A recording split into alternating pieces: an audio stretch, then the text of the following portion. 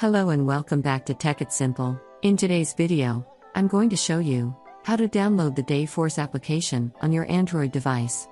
If you are watching us for the first time, go ahead and subscribe to our channel by hitting the subscribe button, and don't forget to press the bell icon so that you'll never miss another update from us.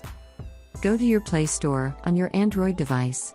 But if you are using an iOS device, go ahead and tap on your App Store, and once you're in, search for the Dayforce in the search box, and then when you find the search result, simply tap on the Install button to download it on your device.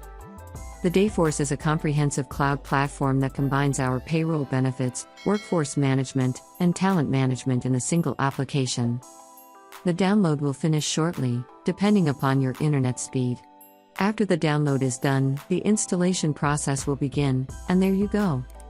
You've installed the Force application on your device. All you need to do is tap open the application and connect to an account.